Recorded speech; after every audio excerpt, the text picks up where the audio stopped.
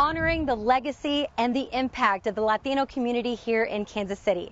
Hello, I'm Sarah Plake, and this week wrapped up Hispanic Heritage Month 2021. And tonight we want to show you all the important local figures that have helped the Latino community grow and flourish. And to understand the culture is to understand the history, particularly Mexico, which is our closest neighbor. We go back to the 16th of September in 1810, commonly referred to as 16 de Septiembre. It marks the day when a Catholic priest, Miguel Hidalgo, called for independence from Spain. The war resulted in 15,000 Mexicans dying. Compare that to the 1,600 Americans who died in the U.S. Revolutionary War. Several other Latin American countries also celebrate their Independence Days during this month. The spirit of activism in the Latino community is right here in Kansas City. A pioneer, a driving force behind voting rights. Many know her as the Queen Bee of the West Side, or some of you may know her as Lola Garcia. She's been gone now 4 months, but there's still, people are still thinking about her and talking about her. Lisa Aquino's mother held many titles: icon, organizer, activist, trailblazer, friend, mentor, and Queen Bee. The title most precious to her. She was mom or grandma. The kids all called her Grandma Lolly. Lola Garcia, a name that for such a small woman held such a big influence throughout the 93 years she was on Earth. She did it all. She had the job, she had the family, she had all of this activities outside of that were just as important. After her family survived the devastating floods of 1951, she organized resources and moved her family from KCK to KCMO and would become a key figure in the West Side. With the urging of her stepfather, she became a leader in Latino civic clubs, worked extensively to expand programs at the Guadalupe centers, and founded La Raza Political Club in the 80s. And that's only a portion of her work. We just always knew that she kind of belonged to these other people, first, not first, but it did bother us because we knew, what she was doing was important. And my dad too, he told her, you got the mouth, go do it. She's a firecracker. I tell you what, she had 2 speeds, go and go faster. Longtime family friends Chris Medina and Manuel Rabbit Hernandez worked alongside Lolly, and one of her biggest passions, mobilizing the Latino community to vote. That carried a lot of weight. She knew all the politicians. What she could deliver was votes. Lolly and Rabbit worked the polls every election year. They made sure senior citizens had rides and walked door to door, helping people register to vote. You needed us to get behind you, and people take us for granted that we're not important. We are important because there's a lot of Hispanics in Kansas City. Always a voice against injustices. Lolly's loved ones say her passing leaves a void. I was with her at the end, and her speech toward me was, Rabbit, don't let it die. Keep the club going and keep fighting. And we're still going to do that. In her lifetime, Lola Garcia received the Hispanic Chamber of Commerce Humanitarian of the Year Award, the Pat Rios Award, the Mana Community Service Award. She also served on the Ethics Commission, the Port Authority Board, was named a Missouri Squire, among many other accomplishments. One of the biggest political issues in the Latino community is immigration, in particular DACA. Charlie Keegan takes a look at that program and how it affects the lives of so many here in the metro. Perla Terrones has a pickup parked out front, which is basically a requirement when you work at the Ford plant. She spends her time off studying, and the 25-year-old speaks English without an accent, even though she was born in Mexico. Right now my Spanish is broken, but I try.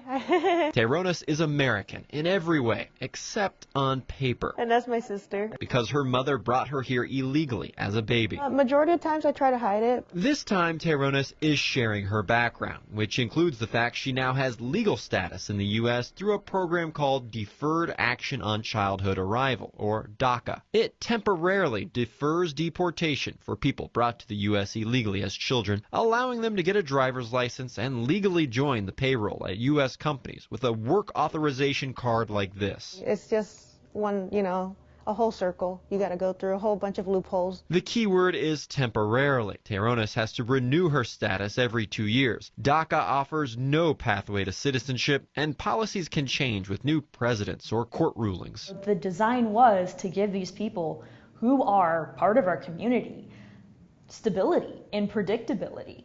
And It hasn't happened yet, and that is enormously disappointing. Immigration attorney Valerie Sprout represents Teyrones and about 75 other DACA recipients. She explained there are requirements for people receiving DACA, like education or employment, and they have to pass a criminal background check. Plus, the nearly 800,000 DACA recipients do pay taxes. They just are, for all intents and purposes, Americans. But they're technically not American until Congress creates a law giving them the option to become citizens. The more Americans that will know about it, the greater of a chance that this problem is going to be fixed. So Teyrones is speaking up, spotlighting an issue so many Hispanics face, but many of her friends seem to know very little about. They come to meet me, they pretty much show they show a different side, you know, a different part in their heart I touch, and they just understand how pretty much we really mean no harm. Putting a face on immigration in hopes of changing laws, minds, and hearts. Charlie Keegan, KSHB 41 News.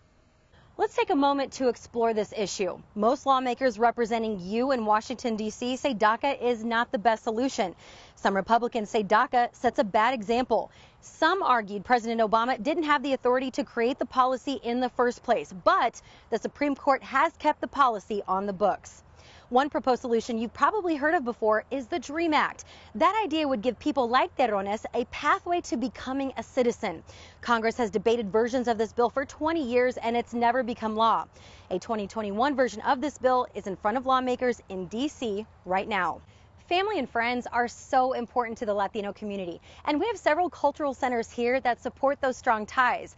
From hosting events to offering programs to kids, they're woven into the fabric here in the West Side. There's a reason why many people in Kansas City say the West Side is the best side.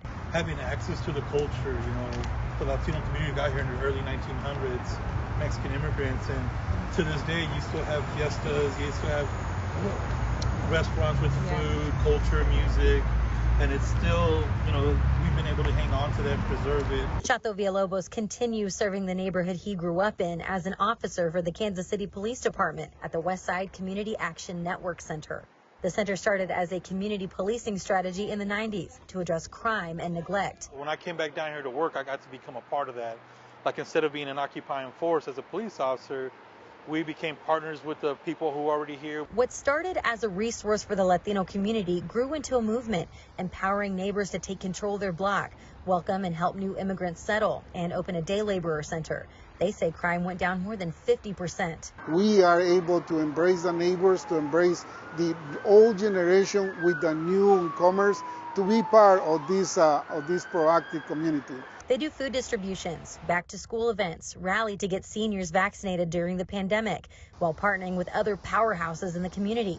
The Guadalupe Centers, Mattie Rhodes, Tony Aguirre Community Center, the Irene H. Ruiz Library, and many more. The thing that's made a real difference in our neighborhood is the community center, the library, the school, that kids could walk to that and be involved in programs. The neighborhood does look a little bit different now with new development, but Officer Villalobos says it's still home because of the leaders who came before him. Being close to my heritage and being able to bring my kids down here to see where I grew up and to see what all the advocacy in the community by them coming together, what we've been able to do with our community. We've got so much more ahead. We take a look at the history of Mexican softball in KCK, plus how the next generation of Latino artists are paving their way in Kansas City. We know that one of the best parts about the culture is the food.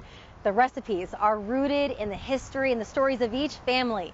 And one of those families is the heart and soul behind Palomino's, serving some of the best Mexican food in the metro. Dia Wall shows us why, after 26 years, the family is deciding it's just time to do something different. Rebecca Montez loves doing things the old school way. I love it.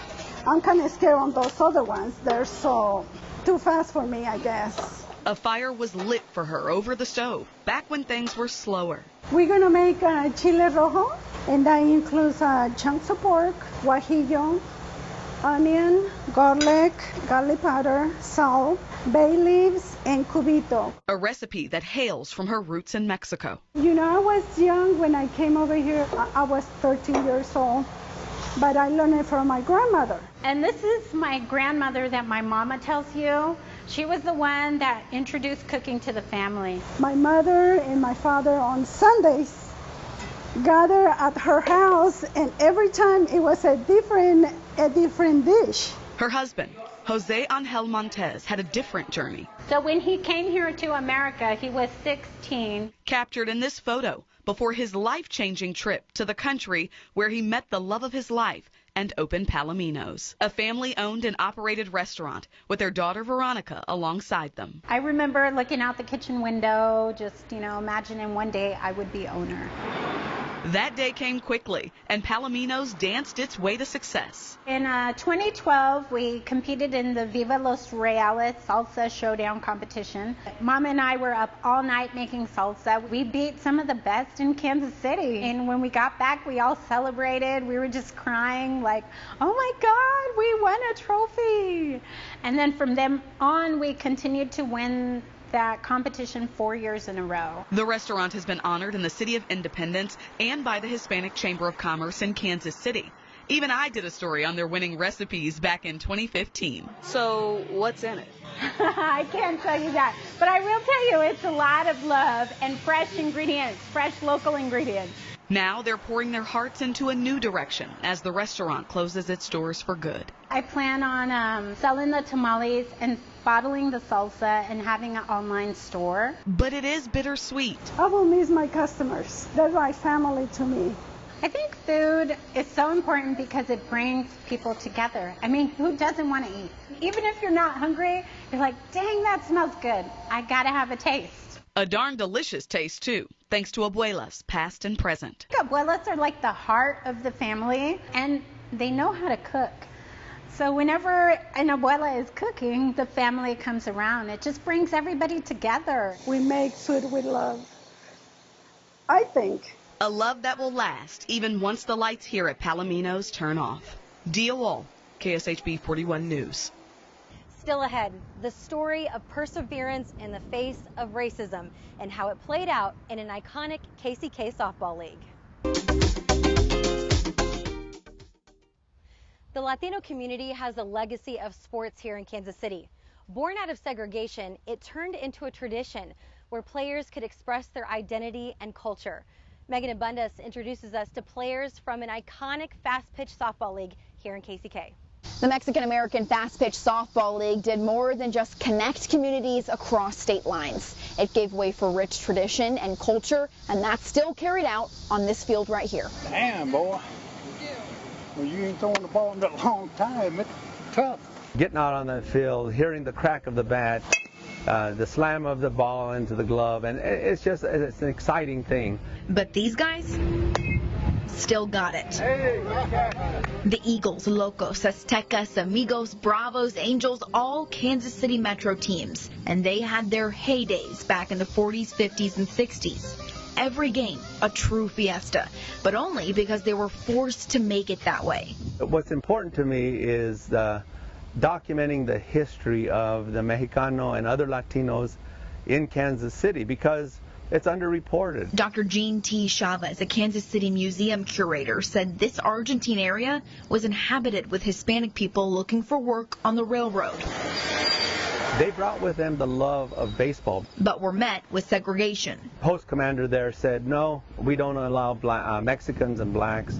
We're sorry. So the guys got up, walked out, and later formed their own charter. Rather than just tucking their tail between their legs and saying, poor us, they said, hey, we'll do our own thing. And so they did. They started leagues of their own. And these guys were part of it. Tony Moreno, who played on the Aztecas, remembers the discrimination. I had to fight prejudice in the ball field because they didn't want somebody from the east side of town to penetrate the west side of town. But their Mexican-American Fast-Pitch Softball League grew and grew. Playing ball, softball, really brought us together. You know, we were able to show, we love the game and everything like this. That's where the respect came from. It was truly a family affair. Playing ball against each other, against Mario, Scotty's dad. It was a place to get competitive. We had a lot of rivalries against us here in Kansas City. A chance to travel. Went to Des Moines, Iowa, down California. And make lifelong friends. I knew Paulie. Paulie, he was my idol back then because I liked the way he pitched, and he could never strike me out. That's one thing about Paulie. No, you didn't. He thought he did in his dreams. For some, it was an opportunity to go from the barrios to the big leagues. John Torres' brother Mike signed with the Cardinals. He played 18 years in the majors. He's the last pitcher that pitched 2 complete games in the World Series. Nobody hasn't done it since 1977. How many Hispanics do you see doing something like that? So you got to be proud. And out of pride in the 40s came to be Eagles Nest Field, their American Legion post. I've seen a lot of balls go out of this ballpark right here. These other bases are dirty. It's no secret the league has died out, but this group will continue to tell their legacies, memories, and laughs to young people. When we were coming up, we were like 16, 17 years old. And he said, you guys are going to be good, but you got to get a whipping before you get respect. And we stuck to it. Then we retired them. Bye. If you want to learn more about this league, there's a brand new exhibit just opened at the Negro Leagues Baseball Museum. From Kansas City, Kansas, Megan Abundis, KSHB 41 News. From the diamond to the gridiron, this month the Chiefs helped celebrate another cornerstone in the Latino community. And you may have even seen it yourself. Leslie Delaspore shows us how one mariachi group made history at Arrowhead. Mariachi Estrella did what they do best. But I know that we were all really excited to be able to represent our culture in front of such a big crowd. Not only in front of a big crowd, but in front of spectators who witnessed a mariachi group perform for the first time in Arrowhead Stadium's history and more. Well, whenever we got the call, it was like a regular gig, like a regular performance. They were like, hey, you want to play for an hour? They didn't say who they were. Next thing you know, I get an email from the Chiefs saying, hey, we got you booked on the 26th. Mariachi is a very male-dominated environment. Traditionally, it was just male singers, just male musicians. And now, as we've gotten into a more contemporary world, I mean, women in mariachi have been celebrated. Preparing for the show, group members say the nerves started to take over. Too much nervous. Too much nervous, but I'm excited. But they understood quickly their role was much bigger than walking out in their charro suits, instruments in hand, and putting on a show. We had a lot of weight on our shoulders, you know, so being Hispanic and coming from some of us, you know, being born here in the U.S. and we're Chicanas, so for our parents, this is like a huge accomplishment too. I came from Mexico, from Chihuahua, from Parral, the city there. Came here when I was young, 9 months old, and grew up here now, you know, here playing for the Chiefs, you know. So I'm honored and grateful. Now crossing this off their bucket list, Mariachi Estrella says they hope Kansas City and fans all over will continue to appreciate the sound of music and the culture.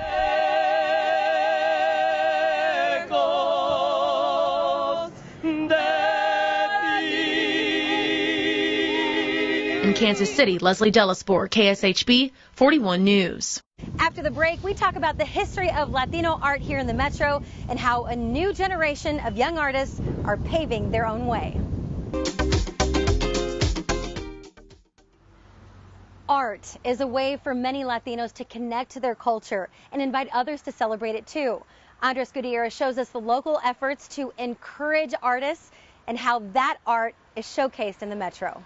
Sala de Arte means art gallery in English. This is the latest one to open up in Kansas City. It's aimed to connect artists and their work to those who live here in the Northeast and surrounding communities. There is an homage to Mexican culture off Independence and Van Brunt. These folk dancers brought to life by Kansas City native Phyllis Hernandez. I remember being about 12 years old, and my parents bought me my first canvas and an oil paint set. And I just fell in love with creating art. Growing up, she says there weren't a lot of places to showcase art on the West Side. But painting the mural last summer reinvigorated her to search for a space in the historic Northeast. I think there's that negative pre-assumption that you have to move out of this neighborhood to create something positive or good. A cozy storefront on 9th Street is shaping the future of young artists. Really gritty, really kind of grungy, No technique, you know, it's so much more emotion. Like Luis Alfredo Gonzalez. It's super humbling because other galleries have that kind of, you know, it feels like a little bit of a competition. He learned about Sala de Arte through word of mouth. There's a group of people that really like this kind of stuff. I never thought my stuff would sell. I never thought I would see other people's art and I would compare myself. And here there's no comparison. Here it's just there. Hernandez doesn't charge any of the artist's commission. She feels this and she loves this, and you can definitely feel it when you talk to Phyllis. So I try to keep the culture in the community. I try to encourage the youth in our community to remember and to recognize how important our culture is to them. Sala de Arte is open Saturdays from noon to 5, and they do host an open house once a month. In Kansas City, Andres Gutierrez, KSHB 41 News. Several centers offer Latinos the space to showcase any kind of art they want to create. As Ray Daniel shows us, there is no age requirement on who can create beauty. When you step into the Lopez's household, you'll hear some humming, definitely some laughing, and tons of art. Just cleaning up my sketch now. This is 14-year-old Adelina Lopez. I was really little. I would see my dad draw in front of me. There was like one day where he kind of left his pencils out and I was just like, oh, I could probably do that too. She did. A passion she picked up and never put down. There are a couple of characters like from like movies or like TV shows or even music videos that I love to just doodle down. I'm a big Hatsune Miku fan. For the past few years, she's been showcasing her art through events, including with the Latino Arts Foundation. It grew from just doing creative writing classes to visual art, videography, photography. In existence more than 15 years, the foundation provides mentorship opportunities for students just to showcase their creative minds. Being around like the people that look like me or that came up with like the same background that I had, like it just makes me feel welcomed. Like I may not know them personally, but they're already family to me. 90% of our vendors are Latino, Chicano,